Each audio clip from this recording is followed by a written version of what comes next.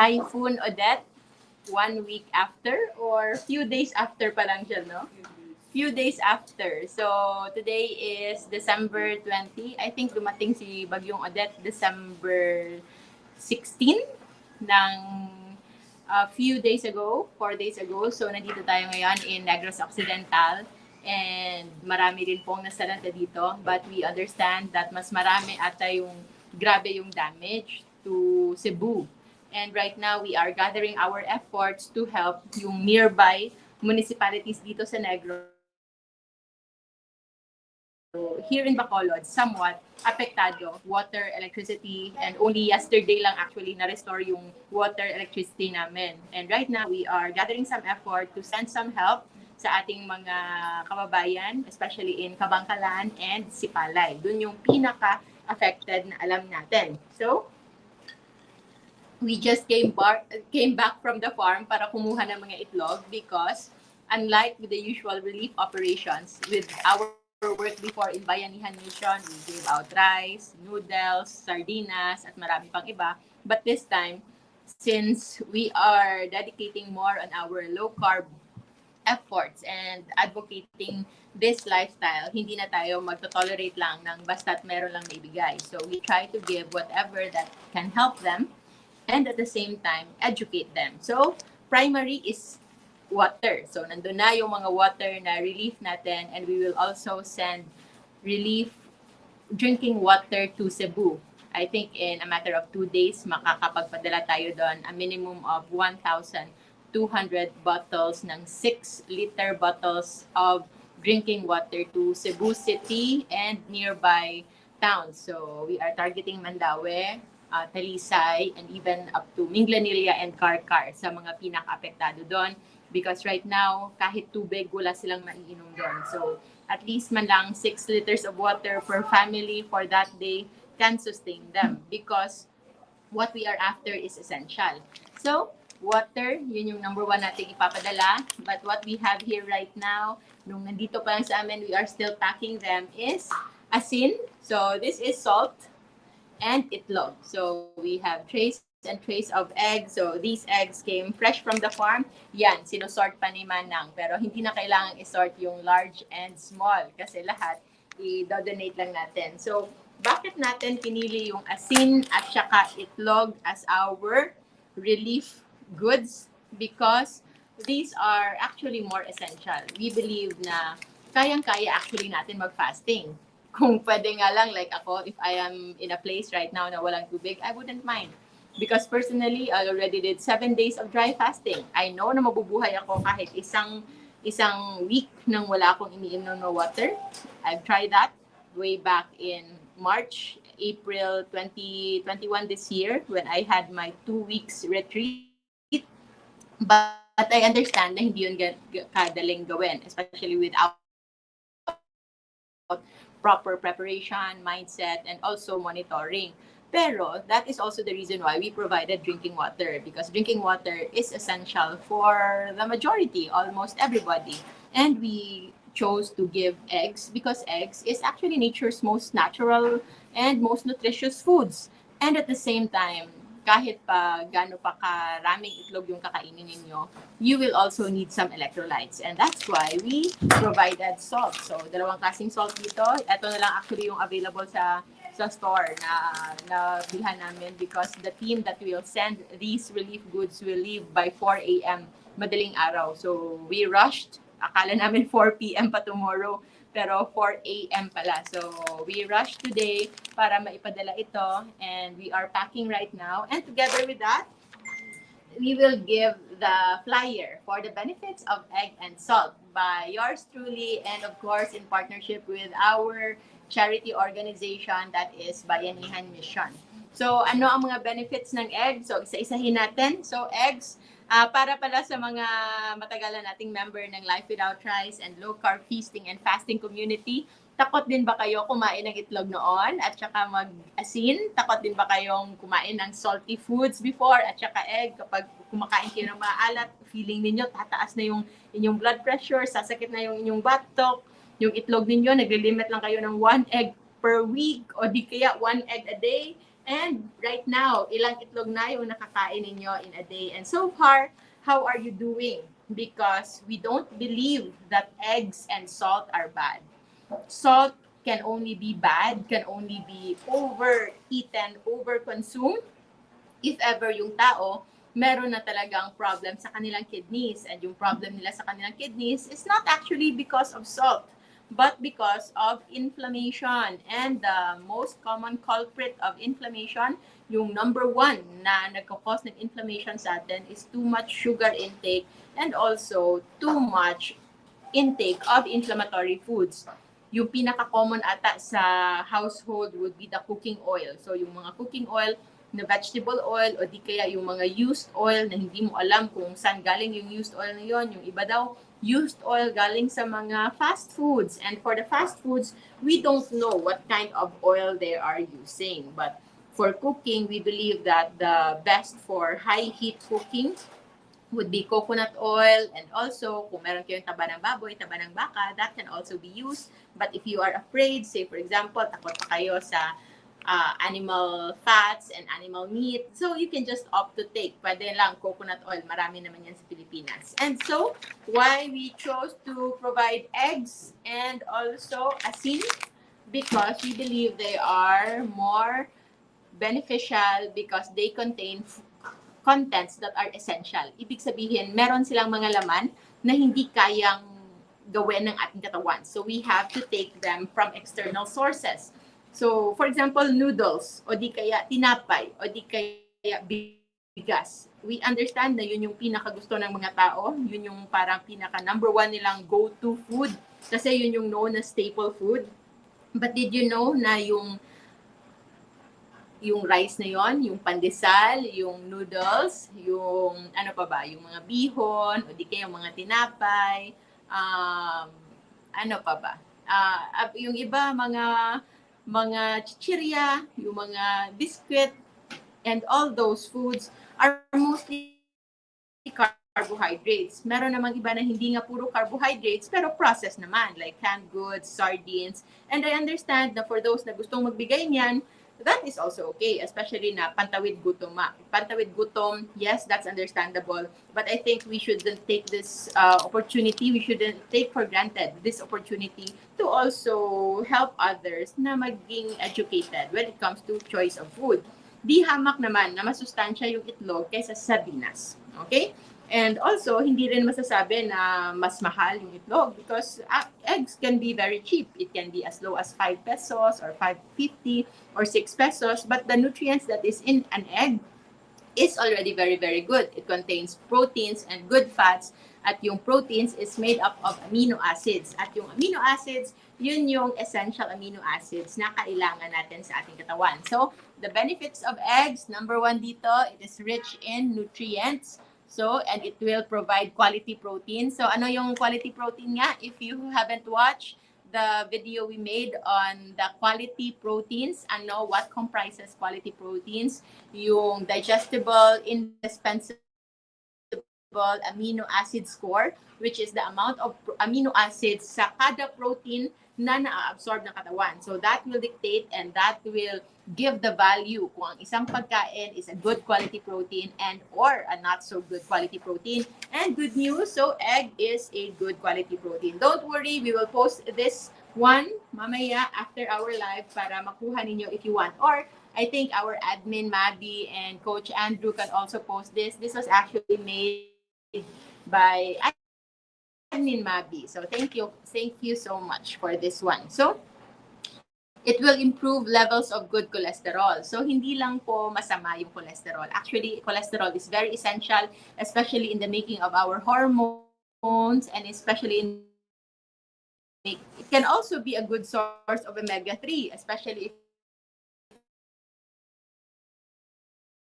free range or just regular egg, pero mabuti na lang din. It can still have some degree of omega-3.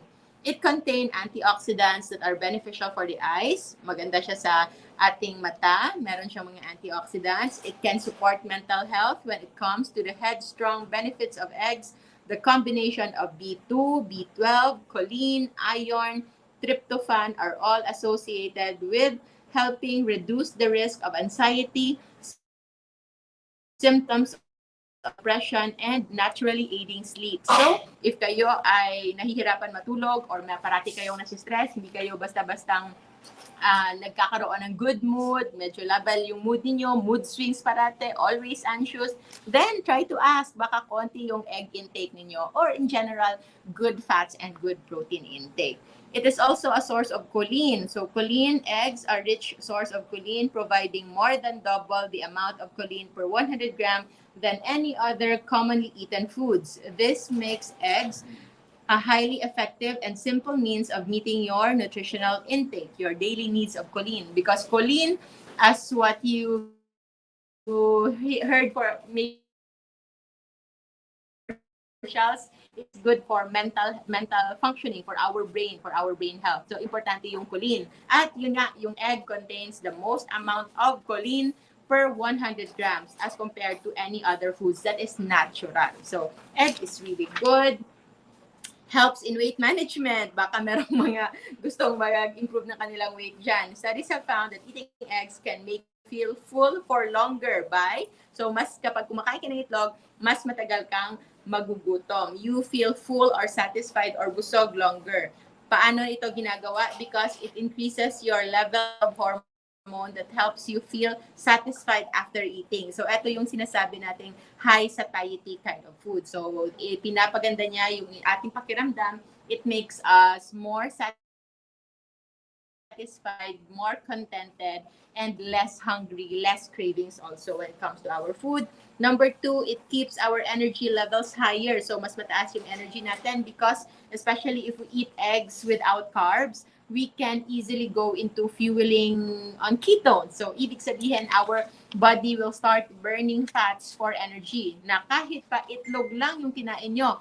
But the moment that these eggs are already consumed, like the calories that are in here, nako-consume na, pwedeng easily mag-switch yung source of energy natin na hindi na lang galing sa egg, hindi na siya maghahanap pa ng sugar, hindi kayo magkakaroon ng sugar cravings because this time, the one that you will use as energy is yung taba mismo na nakaimbak na sa ating katawan. So, that is one way to be fat adapted. Ibig sabihin, kapag yung katawan natin sa mga nagsisimula pa lang ng low carb, pwede kayong maging fat adapted easily by incorporating eggs in your meals because egg will make you tap into your fat stores. Mas madali yung transition ninyo from glucose metabolism rather to fat metabolism when you eat eggs.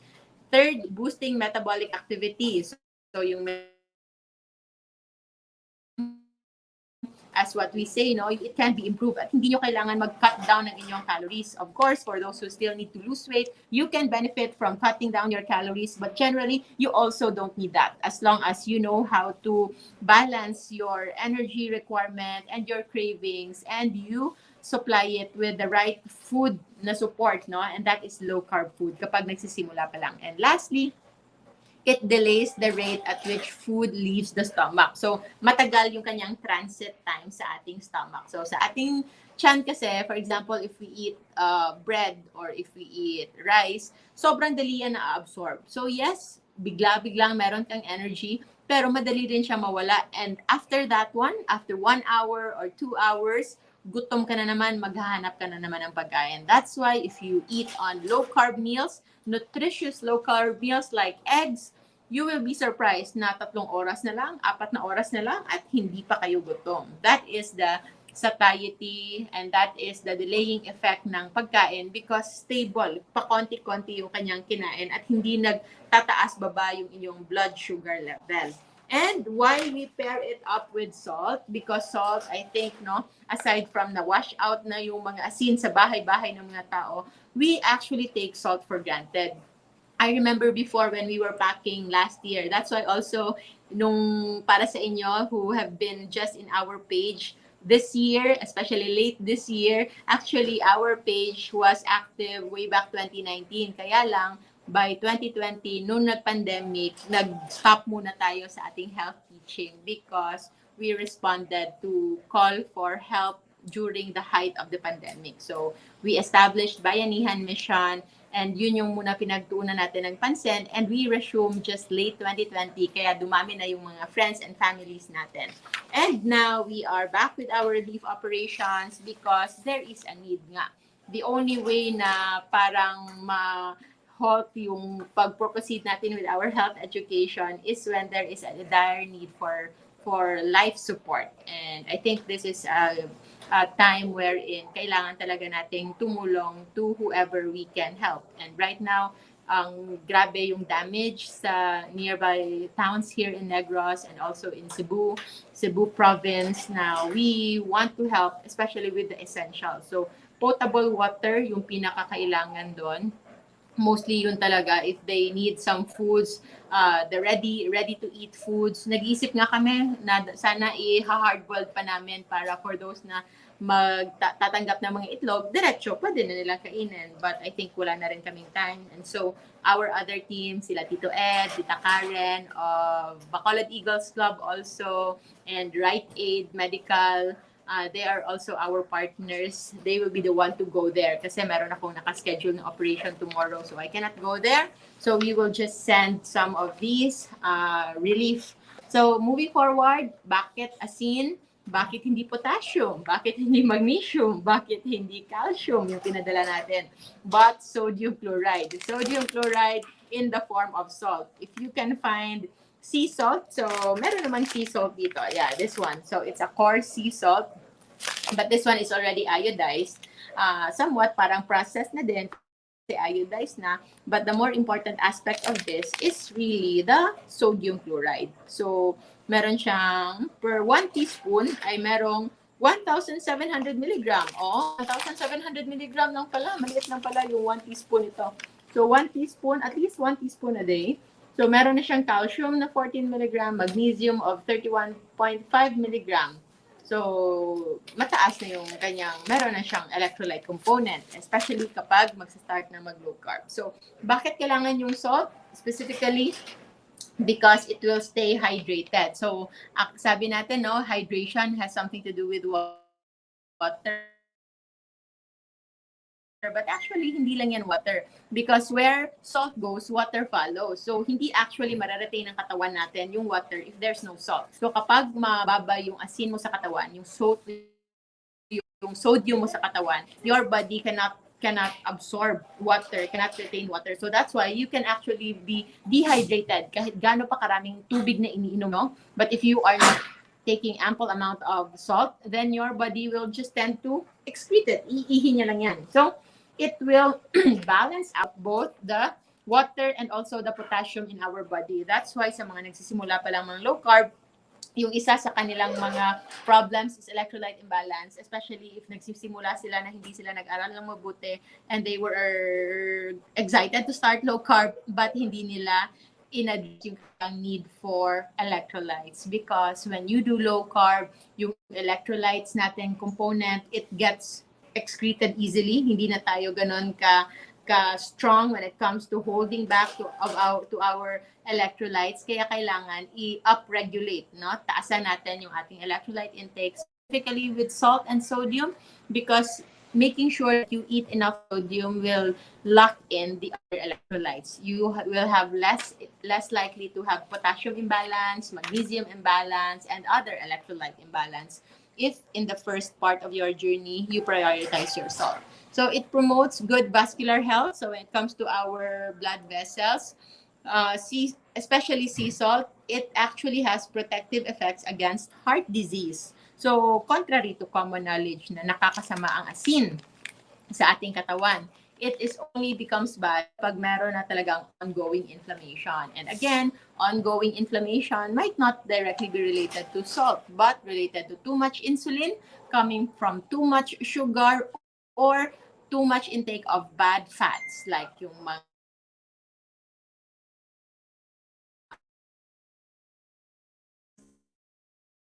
in inflammatory sunflower oil, kasama na rin yung iba pang oils, especially canola oil. So, if hindi nyo pa narinig yung topic na yan, search on it, malalaman nyo ang ibig kong sabihin.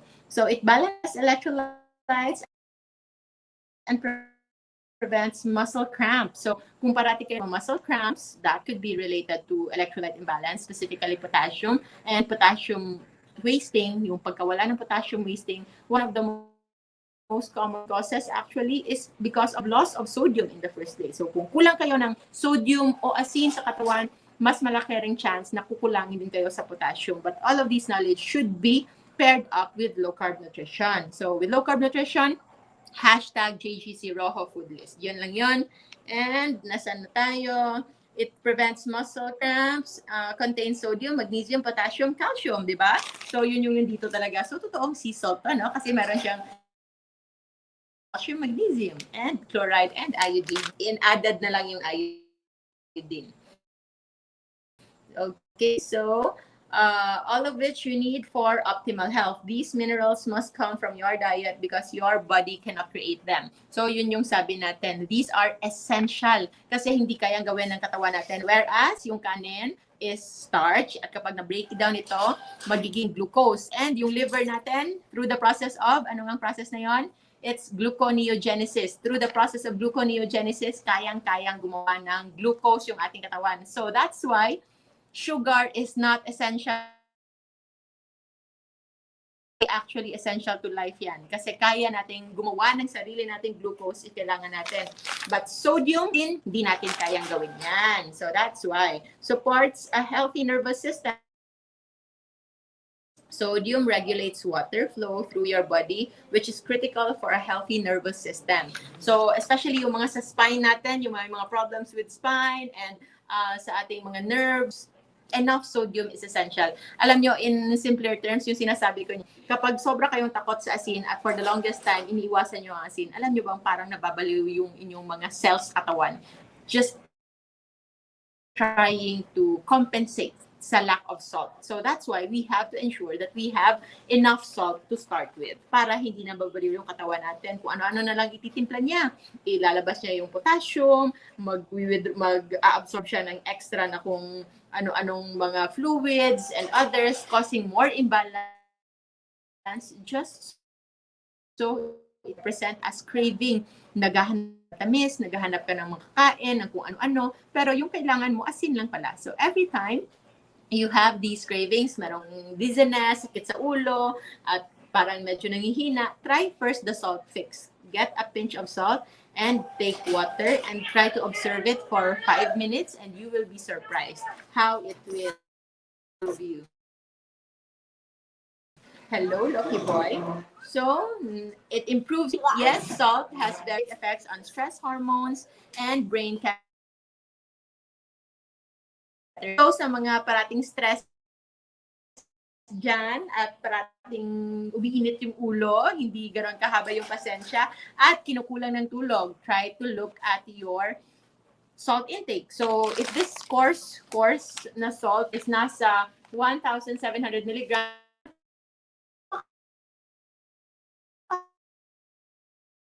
kailangan mo ng 2 hanggang 3 teaspoon, especially if you are special part of low carb na salt wasting pa. So we need about 3,500 to 5,000. It is higher than the usual RDA. So kung wala namang contraindication sa inyo, so you can consider that. Pero if meron na kayong contraindication, like meron na kayong known illness at meron na kayong iniinom na gamot that can probably have effect with salt sa balance niyo sa katawan, so better consult your doctor para sure po. And we also have low carb doctors. And of course, this relief operations is from the help of our enrollees from the GGC Rojo LCF Masterclass in partnership with Bayanihan Mission. And I would like to take this opportunity na magpasalamat po sa lahat ng enrollees natin sa ating 14-day masterclass and also to our 21-day disease-specific masterclass because I know na sumali kayo and you've attended for healing, to help yourselves, others to help their family members, and others just to prevent illness or for future use. Meron ding iba na marunong na with low carb and fasting, but they want to learn it again in support for their coaches kasi nagko-coaching na sila And I would just like you to know that because of your participation in our masterclass, yun din nag-allow sa atin why we are able to pay it forward and extend help to as many people as possible, especially in times not just in pandemic, but also in times of disaster, yung merong mga calamities tulad ng Typhoon Odette. So, magililigpit na kami. Ihatid muna namin ito. So, these are the benefits of eggs and salt, and that's why we only provided water, eggs, and salt for our relief operations for Typhoon Odette with yours truly, Dr. Josephine Grace Chua Rojo and Bayanihan Mission. Maraming salamat po. I will see you again in our next video. Magpupunta muna kami at marami pa kaming kailangang asikasuhin before the night ends. Good night and remember to stay low carb so that we all stay safe. Maraming salamat po. Have a good night.